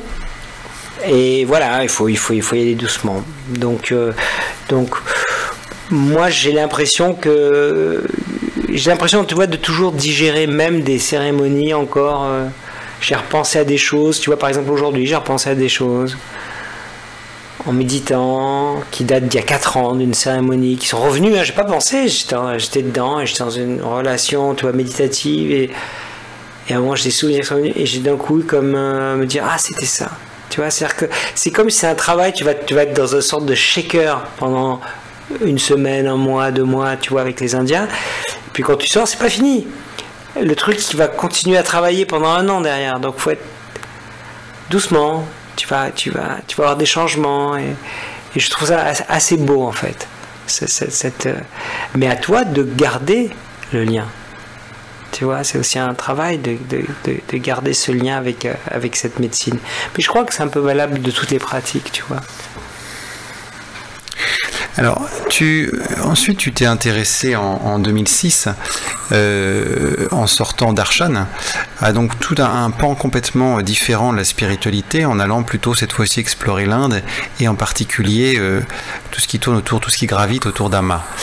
Est-ce que tu peux nous dire quelle était l'intention de ce film, et puis comment ça s'est passé, ce tournage, parce que vous êtes vraiment allé sur place, vous avez dû baigner dans ces énergies, dans cette vie complètement folle autour d'Amma, voilà, et toute cette énergie, comment ça s'est passé? Ah, c'était c'est une histoire particulière, c'est-à-dire qu'à la fois, bon, comme je l'ai dit, j'étais intéressé par l'Inde. D'ailleurs, les premières choses que j'ai rencontrées, c'était plutôt les maîtres indiens, que Krishnamurti ou Prajalpad, c'est les premiers livres que j'ai lus en fait, que ce soit l'éveil de l'intelligence voilà, et donc d'aller en Inde, c'était comment dire, voilà, c'était pas dans mon agenda en fait. C'était plus dans mon agenda. C'est-à-dire que moi, très vite, j'ai compris une chose, c'est que j'ai arrêté de chercher. Ça, c'est une chose importante. J'ai arrêté de chercher. Parce qu'à un moment, j'étais dans l'Inde, les Tibétains, d'autres cultures, chercher les voix, les choses, les comparer. Et puis quand j'ai pris la cruche avec les Indiens, je dis, bon, mon histoire avec les Indiens, même juste avec ceux-là. Alors, je suis allé voir d'autres. Mais parce qu'il y a eu d'un coup une rencontre, tu vois, un truc, tu dis, je vais pas refuser mais j'ai pas cherché. Et donc Amma, pour te dire, j'étais au restaurant avec une amie actrice qui est d'ailleurs dans Blueberry, et on était au restaurant Tibéda à Paris avec Angsen, Et il y a une amie qui m'avait dit qu'il y avait un maître indien qui allait venir en France, là, Amma, je n'en ai pas entendu parler, et que ça serait bien d'y aller, etc. Et moi, je revenais du Pérou, et j'ai dit non, mais et je pensais que c'était un maître indien qui allait venir dans un appartement, comme j'avais pu le voir, qu'il allait avoir 20 personnes, et que ça allait être super, on allait y avoir des badjas et des chants, mais c'est super. Non, mais c'est bon, moi, là, c'est bon, je vais juste au restaurant. Ce soir, je vois pas ça. Et pendant qu'on est au restaurant, notre ami appelle et dit écoute, on y est, c'est à la plaine Saint-Denis, il y a 3000 personnes. Je dis quoi, 3000 personnes? C'est quoi ce délire, la plaine Saint-Denis? Et alors, je sais plus quelle année c'était, mais il y a longtemps. Hein. C'était, tu vois, c'est ouais, début des années 2000, quelque chose comme ça. Hein. Voilà. Ouais, tout à fait. Et donc, du coup, et nous, on était au restaurant tibétain, et je raconte ça à mon ami. Elle me dit, mais qui c'est, qu'est-ce que c'est? Je dis, je sais pas, mais elle est là-bas. Allons-y, on était en semaine. J'avais un scooter. On est monté sur le scooter et on est parti à la plaine Saint-Denis. Là, on est rentré, on voyait des portraits partout d'Ama, les champs. Et il y a notre ami qui nous reçoit qui avait un ticket pour un darshan. Et j'ai un ticket, il faut que vous le preniez là. Mais là, mon ticket, moi, j'ai passé vers 5h du matin. Il était 11h du soir. Hein. Je suis passé vers 5h du matin. Et je dis, mais attendez, non, mais. Et je regarde tout ça, je me dis, c'est délirant visuellement, c'est fort, énergétiquement, c'est fort. D'abord, tu rentres et tu fais, oula. Moi, je revenais d'Amazonie, je fais, oula, là, il y a quand même. Il y a du costaud. Et puis, il commence à me dire d'aller chercher le ticket, mais je vais pas chercher le ticket, moi, je vais rentrer me coucher, demain, je me lève à 8h. C'est quoi ce délire? Mais non, mais elle passera après l'année prochaine. Et je dis, bah, je viendrai l'année prochaine, mais ça va, quoi. Et par contre, ma copine, elle est restée. Ouais, mon amie qui était au restaurant avec moi, elle a pris le ticket, elle est restée, elle a pris l'énergie directement. Et donc donc je suis rentré. Donc du coup moi je suis rentré. Et puis le lendemain, il y a quelqu'un que je connais qui était producteur, Manuel Delaroche, qui m'appelle et il me dit tu sais quoi, hier j'étais avec Ama, j'ai rencontré Ama et on avait, comme il était moine je crois à l'époque tibétain et on avait l'idée de peut-être faire un film ensemble. Et il me dit j'étais avec Ama. Je dis oui, moi aussi j'y suis passé. J'ai vu quoi en tout cas. Il me dit écoute, ça serait formidable peut-être de faire un truc. Je dis oui, mais alors passer la prochaine. Non, elle est en Hollande le week-end prochain. Viens, on y va. Alors j'ai dit écoute, d'accord. Et donc là, on y est allé. Et là. Et là on s'est dit oui il y a un film à faire, juste tu vois le darshan, tu vois, et donc ils ont parlé au Swami, à tout, Manuel, il a parlé le producteur, comme il était moine ça a aidé aussi, ça a fluidifié, et je vois qu'il montre à Ama des pages de Studio Magazine avec les photos de Blueberry sur les chamans, en disant c'est lui, il veut faire un film et tout ça. Alors elle nous dit venez vous asseoir à côté, donc on s'assoit à côté d'Ama, donc on est genre à 20 cm du darshan qu'on voit pendant 25 minutes les gens dans les bras et tout. Là, tu te dis, je rêve d'avoir une caméra, filmer ça. Et donc après, au bout d'un coup, elle se tourne vers nous, elle dit, ok, ils peuvent faire le film. Elle n'avait jamais donné l'autorisation que personne fasse des films hors des gens de l'ashram, comme je sais. Et elle dit, vous pouvez aller chercher la caméra. Je dis, ah, non, on l'explique, on va pas chercher la caméra. Mais non, si vous nous donnez d'accord, on va aller chercher de l'argent qui nous permettra de prendre une vraie grosse caméra avec une équipe, etc. et tout ça. Et donc du coup on commence et puis voilà, et du coup c'est parti, voilà comment c'est parti. Et après on s'est retrouvé au 50e anniversaire d'Ama, qui est la fin du film, qui est la première chose que j'ai tournée en Inde avec une équipe, et là on est parti. Oui, qui était un événement colossal, hein. C'était des dizaines de milliers de personnes, c'est ça, qui sont venus, 50 000. À 2 millions. À 2 millions, mais pas sur place. Dans Darshan, je crois que Darshan 2 millions, enfin c'est n'importe quoi. Et les cuisines, j'ai tout dans le film, hein, la fin quand tu vois les cuisines, tout, il y a le président de l'Inde qui fait son discours sur 50 ans d'Ama, ça veut dire qu'elle a tourné 50 fois autour du soleil, tu vois. Enfin, là, moi je me suis pris, j'étais jamais allé en Inde, tu vois, je me prends l'anniversaire d'Ama, c'est ma découverte de l'Inde. Après on l'a suivi dans les tours, on est allé avec elle, on est revenu, on a monté, après c'était toute une aventure qui a été étalée sur un an. Mais les 15 jours qu'on a passés pour ce premier tournage qui est les 50 ans d'Ama, c'était incroyable quoi. Tu vois, et puis tu faisais du documentaire mais comme tu faisais de la fiction en fait. Parce qu'à un moment donné, on faisait des plans larges, et on se disait, bon, on peut commencer sur la foule qui arrive là-bas, il y a 100 000 personnes, puis on panote, on passe sur des gens, et on monte avec la caméra, et on voit 300 000 personnes. Tu vois, Gandhi. Sauf que là, comme il y a 2 millions, il y a un flot constant, donc tu fais ton plan, toi. Tu fais ce plan-là, alors c'est jamais dans chaque prix, c'est des personnes différentes, mais tu as l'impression que c'est mis en scène. Tellement, c'est incroyable. Et ça a été une aventure très très belle. Voilà, énergétiquement, émotionnellement. Oui, parce qu'intérieurement, ça s'est passé comment intérieurement? Parce que vous avez dû, hormis les sensations qui doivent être folles, est-ce que vous avez senti, perçu des choses, oui, toi oui. Et puis les membres de l'équipe aussi? Oui, bah, je peux dire un truc sur ça, c'est qu'à un moment donné, bon, comme elle voyait qu'on tournait beaucoup et tout, à un moment donné, avant qu'on tourne, elle nous proposait de faire un darshan. Donc on avait une espèce de passe, tu vois, de dire allez, venez. Allez, mes enfants.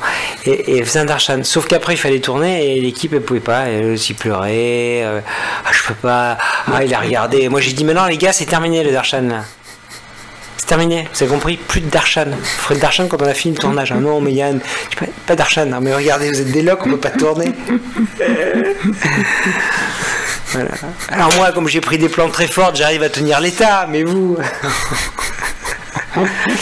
donc non, moi j'exagère, mais il y a eu quand même cet épisode où à un moment je dis, bon, faut pas qu'on mélange, on se fait un jour, on se fait darshan, un jour on tourne, si vous voulez.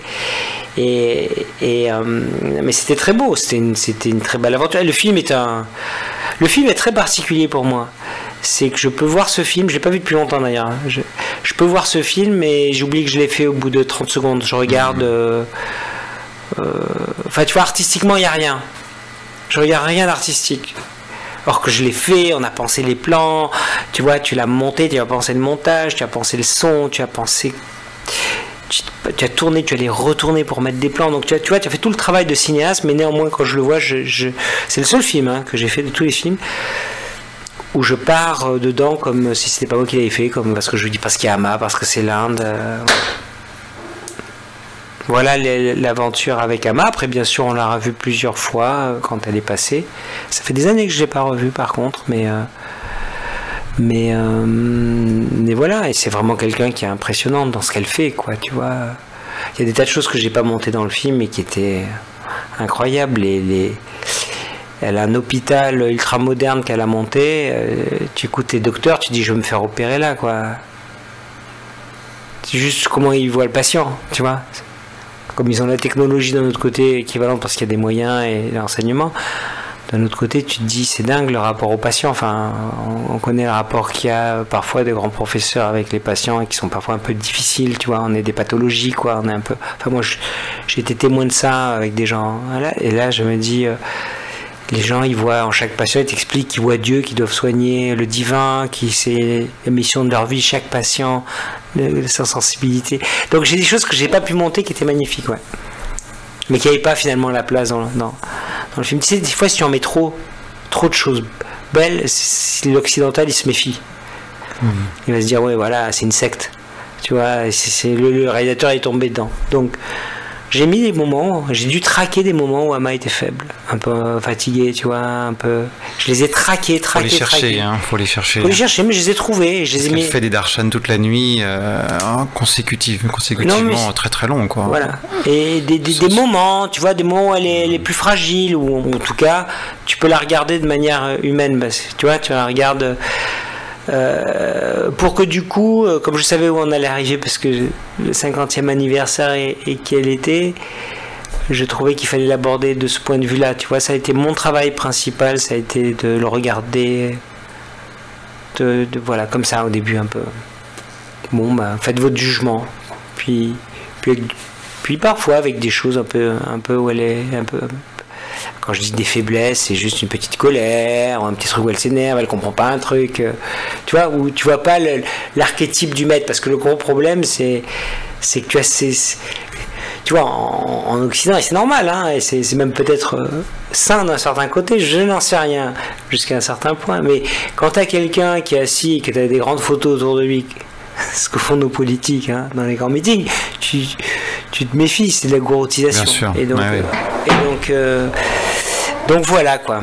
Mais c'était une belle aventure. Ouais. Et quel accueil a reçu le documentaire? Super.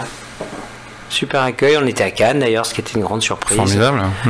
En sélection officielle. Donc on a eu une projection à Cannes. Les Swami ont monté les marches. C'était une très très belle aventure. La sortie s'est bien passée, ça a été un succès par rapport à un petit nombre de copies. C'est un film un peu confidentiel. Il a eu du succès aux États-Unis aussi. Donc c'est une belle histoire. Yann, peut-être va-t-on parler pour cette fin d'émission de ce film qui est sorti beaucoup plus récemment, Mon cousin, et qui, sans forcément aborder les états de conscience modifiés, parle quand même d'une vision humaniste et de la transformation donc d'un grand PDG, campé par Vincent Lindon, au contact de son cousin François Damien, joué par François Damien, qui détient 50% des parts du groupe, et qui est un humaniste, un rêveur, un idéaliste. Et donc c'est la rencontre entre ce PDG qui tient un peu d'un requin et puis ce doux rêveur. Alors qu'est-ce que ça donne ce film? Comment ça s'est passé? Ça donne un feel-good movie. Effectivement, sur la différence dans le genre éternel du cinéma français, de la comédie tandem de deux personnes qui... en tout cas, qui, voilà, comme La Chèvre ou ce genre de film, voilà, qui ne sont pas du tout faits pour être ensemble, mais que le fait d'être forcé d'être ensemble va permettre de se connaître et d'avancer et voilà. Donc oui, il y a cette idée de la différence. C'est une proposition, tu vois, qui est venue vers moi d'un scénario, d'une idée de Vincent Lindon d'ailleurs, à la base, de faire ce film où il voulait incarner un petit peu le personnage qui combat depuis 10 ans dans les films sociaux, tu vois, son antagoniste, le grand patron un peu dur, par rapport au personnage qui joue dans les films, par exemple, notamment de Brisé, de En guerre, La loi du marché, tu vois, et donc de passer de l'autre côté, mais dans une comédie. Et je trouvais cette idée, moi j'avais envie de voir Vincent Lindon là-dedans, et de voir ça, et François Damiens, voilà, avec qui j'ai failli travailler. On voulait faire un film ensemble qui est plus proche d'un univers connexe avec moi dans le côté un peu zinzin. Et donc je me suis dit oui, ça serait bien. Alors ça, je pensais pas faire ce type de film, tu vois. C'est-à-dire ce genre-là, c'est un genre qui me semblait trop loin de moi. Et justement, ça a été un challenge, comme l'avait été avant Chanel et Stravinsky, de me dire oui, mais on peut entrer là-dedans, mettre aussi à l'intérieur de ce film des tas de petites choses sur les états modifiés de conscience, parce qu'il y a plein de choses qui viennent dans les rêves, et donc de rajouter des rêves et de rajouter un petit peu ça, même si c'est plus à dose homéopathique que dans les autres films, tu vois. Voilà, c'est une très jolie aventure de faire ce film. Et là encore, l'accueil que ça a reçu? On a fait une tournée, alors c'était au tout début. Parce qu'en plus c'était vraiment pendant la crise du Covid, donc ça a dû être forcément plus difficile. Il y a eu le Covid au milieu, ça a été un peu compliqué. Oui, c'est vrai. Mais on a eu des salles pleines au début dans la tournée qui était juste avant le confinement. C'était super. Puis après, il y a eu de nouveau la sortie, mais là c'était donc entre les deux confinements. Et puis après, il y a eu l'arrêt de l'exploitation en cours, même si il y avait quand même quelques semaines qui étaient passées. Mais je pense que oui, le film a pâti certainement du Covid. Mais bon, voilà, c'est comme ça. Et c'est aussi un film du dimanche soir, tu vois, de quelque part. Donc le fait pour être découvert aussi, là, il est en location, on peut le voir, hein, en location sur les plateformes. Il va passer sur Canal, puis après sur TF1, et je pense que voilà, les gens le découvriront comme ça, vu que voilà, ça fait partie des dommages collatéraux. Oui, tu parlais de l'impact du Covid sur le monde du cinéma. Comment ça se passe? Parce qu'effectivement, les salles étant fermées depuis belle lurette, et puis on ne sait pas trop quand ça va rouvrir. Qu'est-ce que vous faites en ce moment? Vous prospectez? Vous pensez à des projets? Ou vous tournez? Vous mettez dans les cartons? Non, ça tourne, parce que il faut toujours survivre dans ce truc. C'est toujours compliqué, donc il y a quand même des films qui se tournent. Maintenant un peu plus, hein, je dirais, tu vois, en ce début d'année que... voilà, mais c'est compliqué, c'est très compliqué. Il y a eu beaucoup d'argent de perdu quand même, je pense, dans les gens qui financent le cinéma. Donc le cinéma va prendre un coup. Peut-être qu'il faudra aller chercher peut-être c'est les plateformes qui vont faire ce relais, parce qu'elles ont grossi. Donc, elles peuvent financer plus de films. Mais oui, c'est un coup dur, parce que dans ce genre de situation, plus tu es gros, plus tu vois, les gros groupes, ils perdent des millions par jour, hein, ou par mois, ou des dizaines, et donc quand ça dure au bout d'un an, ça devient quand même un peu compliqué. Bien sûr, pour l'exploitation, c'est terrible, parce que là, pour les salles, moi j'ai fait une tournée, je suis allé même dans des salles un peu loin, parce que à un moment on se dit, il faut redonner le signal de la... Tu vois, faut aider, et puis voilà, le cinéma n'existe plus dans les salles de cinéma, et en France on a un parc magnifique de salles de cinéma. Là j'ai peur que ça va être compliqué. Alors maintenant faut rester positif. On fabrique des histoires avec des images et des films de la VR, du cinéma. Il y aura besoin de plus en plus, donc il y aura du travail, ça va venir, ça prendra d'autres canaux et tout. Le cinéma, j'ai l'impression, je le sens, hein, c'est-à-dire qu'au bout d'un an, là, les gens n'en peuvent plus, ils ont envie de voir au cinéma, ils vont voir n'importe quoi au cinéma pour retrouver ce truc collectif. Donc parfois, quand on se fait très désirer, peut-être que ça va relancer fort. En tout cas, avoir des films, ce sera pas un problème, parce qu'il y a au moins 350 films qui attendent d'être sortis dès que ça reprendra, donc ça va être un embouteillage sans nom, avec là aussi des choses complexes. Voilà, donc il y a des choses plus graves, mais c'est compliqué. C'est compliqué pour plein de gens, mais le monde du cinéma, les techniciens, les exploitants, tout ça, tout ça, c'est compliqué. Je pense que tous les intermittents, c'est compliqué. Il devait y avoir une année blanche qui avait l'air de plus avoir lieu. Donc là, on redescend entre les gens d'Olivia et les problèmes d'intermittents du spectacle, mais c'est vrai que là d'un coup je crois qu'il y a vraiment des trucs qui vont pas, où il n'y a pas de soutien, donc oui, les gens sont dans la merde, c'est clair, mais bon, en fait j'ai l'impression quelque part que quand toi tu es intermittent du spectacle, encore moi j'ai une position quand même une position tu vois, ça va, où pour les films, mais même c'est compliqué. Mais après, les techniciens qui sont les ingénieurs du son, les monteurs, etc., et quand il y a moins de travail, il y a moins de travail. Et quand il n'y a plus de travail, quand il n'y a pas un suivi, qu'on ne fait pas ses heures et tout ça, c'est compliqué. Mais après tout, on est tous des intermittents depuis toujours, on a choisi ce métier. J'ai l'impression qu'il y a d'autres corps de métier qui sont forcés de se retrouver dans ce type-là de situation. C'est-à-dire, qu'est-ce qu'on va faire demain? Nous, c'est toute notre vie, quoi. Tu vois, tu as choisi et tu sais pas si le lendemain tu auras un job, pas un job, et puis d'un coup tu vas avoir un job, ça va être super, puis après plus rien pendant 6 mois, etc. Et comment faire, et voilà. Et moi j'ai eu l'impression qu'on arrivera à résister, parce les techniciens du cinéma, quoi, tu vois, parce que on a toujours vécu comme ça. Mais bon, c'est dur. Toi, tes projets en ce moment, est-ce que tu fais quelque chose? Est-ce que tu es plutôt à l'arrêt? Est-ce que tu profites de ce temps de confinement pour plutôt, comme tu le disais tout à l'heure, être en retraite quand tu parlais du premier confinement et de la Bourgogne, de la méditation, etc. J'ai toujours continué à travailler, parce que bon, après, quand il y a des choses qui vont pas bien, c'est toujours bien, comme je le disais, de créer, d'avoir de la créativité, tu vois.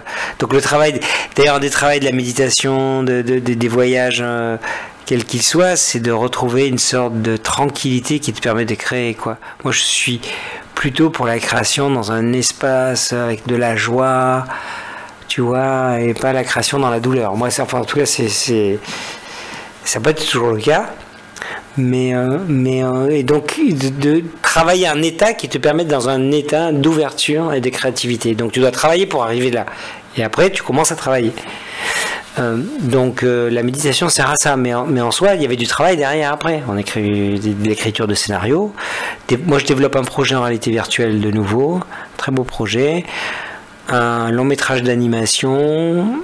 Après, j'ai des propositions régulièrement de séries, j'ai eu de films. Je sais pas ce que je vais faire, en fait. Honnêtement, je sais même pas quand on va pouvoir vraiment retourner, quand ça pourra se financer correctement. Donc, je développe. J'ai envie de faire des documentaires de nouveau, une petite série de documentaires. Donc, j'ai 2 projets de documentaires, Donc en fait, tu sais, c'est un patchwork que tu fais. Voilà, voilà. C'est que des choses créatives. Là, après Mon cousin, qui était une très jolie aventure, mais j'ai envie d'aller dans un espace plus créatif, de nouveau, un peu plus à moi. Voilà, dans la nature même du film, dans le sujet du film. D'autres projets sur le monde des états modifiés de conscience, que ce soit à nouveau l'ayahuasca ou l'Inde ou autre? Oui, il y a souvent eu des projets que j'ai pas fait. J'ai toujours voulu faire une suite à d'autres mondes, et là on m'a proposé de faire un film qui traite de ça, de la médecine et des états modifiés de conscience. Et particulièrement, on va dire, de la médecine psychédélique. Et donc, voilà, peut-être ce film va se faire, mais en tout cas, j'y travaille. J'ai toujours eu envie de continuer, parce que c'est tellement un sujet. Voilà, c'est tellement. Alors, j'étais content de faire cette expérience de réalité virtuelle qui est de reproduire une expérience d'ayahuasca avec un casque à 360 en relief interactif pour se rapprocher de l'expérience qui était Ayahuasca Cosmic Journey. Mais aujourd'hui, de faire, voilà, maintenant presque 20 ans plus tard, de nouveau un tour, peut-être pas de l'ayahuasca, hein, de simplement le rapport entre les plantes, la nature, la médecine. Pourquoi on interdit certaines choses, pourquoi des choses qu'on interdit, d'autres peuples pensent que c'est une médecine. Comprendre tout ça, travailler, faire passer de l'information, enquêter, aller aussi. Aujourd'hui, il y a beaucoup plus d'études de toutes les médecines des plantes, psychédéliques, dans des IRM, dans des machines, tu vois, pour ramener de l'information de comment ça se produit, pourquoi c'est aussi. Et aussi simplement des vraies études médicales et donc c'est intéressant d'aller rencontrer ces gens, de revenir avec aussi des choses concrètes, parce que c'est un peu le langage de notre vérité, notre religion, la science, c'est-à-dire c'est ce auquel on croit.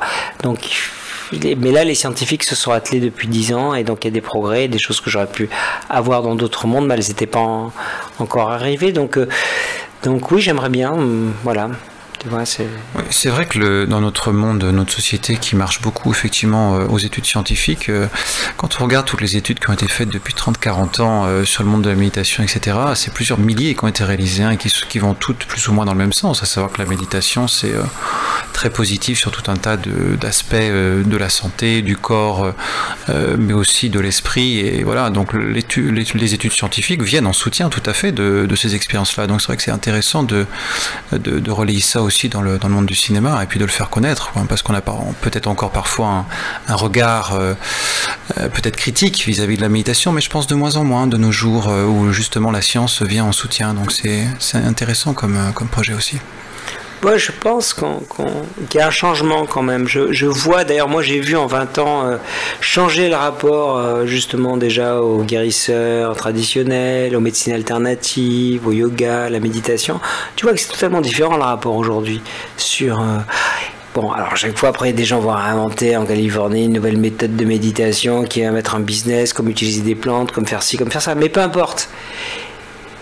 Et à partir du moment, peu importe, parce qu'au bout du compte, chaque fois que tu fais beaucoup de choses, il y a toujours des choses qui vont un peu de travers dans les coins. Mais ce qui est important, c'est que, en tout cas, il y a une forme de reconnaissance et de connaissance. Voilà. Et ça, je pense que c'est aussi tout le travail du partage, des écrits, des gens, des expériences. Plus de gens vivent les choses, plus ils peuvent les partager, plus ils les partagent dans leur propre culture, plus... Tu vois, c'est comme tout phénomène.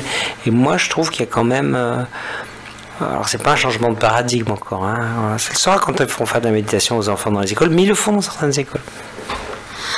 Mais tout à fait. En plus, j'ai reçu il y a quelques mois, 2-3 mois, Malika Braiti qui intervient dans les écoles et qui fait de la méditation, d'ailleurs dans l'école de ma fille. Donc moi, je peux en témoigner. C'était vraiment, c'est formidable de voir ça. Et en plus, les écoles ont accueilli bras ouverts cette pratique de la méditation. Donc oui, tout à fait. Hein.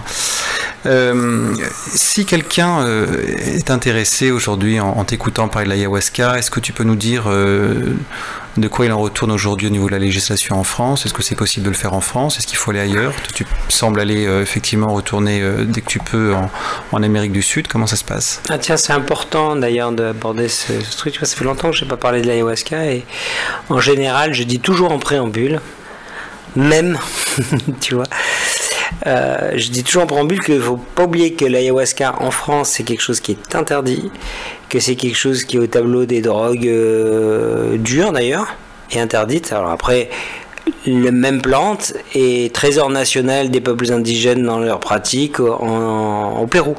Donc tu as des pays où c'est l'inverse, quoi. C'est un trésor dans le cadre de la pratique traditionnelle. Et donc, bien évidemment, si quelqu'un est intéressé par aller prendre des plantes, qu'il le fasse pas en France, qu'il aille chez les indigènes, le faire avec eux, qui se renseigne, qui essaie de trouver un guéri. On finit par toujours trouver des gens qui l'ont fait, pas loin de soi aujourd'hui, ce qui était vraiment, moi j'étais à une époque où il y avait vraiment pas grand monde. Hein. Donc il y a cette chance et d'enquêter, de chercher, parce que maintenant il y a plein de possibilités, de le faire avec soit des indigènes, soit en tout cas d'aller au Pérou, par exemple, ou dans d'autres pays où c'est organisé. Et le mieux, c'est d'enquêter, quoi, voilà, et d'essayer, et quelles que soient les plantes qui sont proposées, et de faire attention aussi, voilà. Mais bon, j'ai assez dit que c'est vraiment surprenant, donc voilà, je pense que quelqu'un sera déçu, s'il dit, j'ai passé 15 jours à boire de l'ayahuasca, j'ai rien vu, j'ai rien eu. C'est possible aussi, hein. Merci beaucoup Yann, c'est la fin de cette émission. Un grand merci d'être venu jusqu'ici, un grand merci d'avoir exposé tout ce parcours que tu as vécu, très riche, depuis 20 ans. Bon courage pour la suite, bon courage au monde du cinéma qui vit des moments difficiles en ce moment, et puis bon courage pour tous tes beaux projets. Merci Yann. Merci à vous de m'avoir reçu. Et merci à tous les auditeurs de nous avoir suivis aussi tard, d'être fidèles au poste. Je vous souhaite une bonne nuit.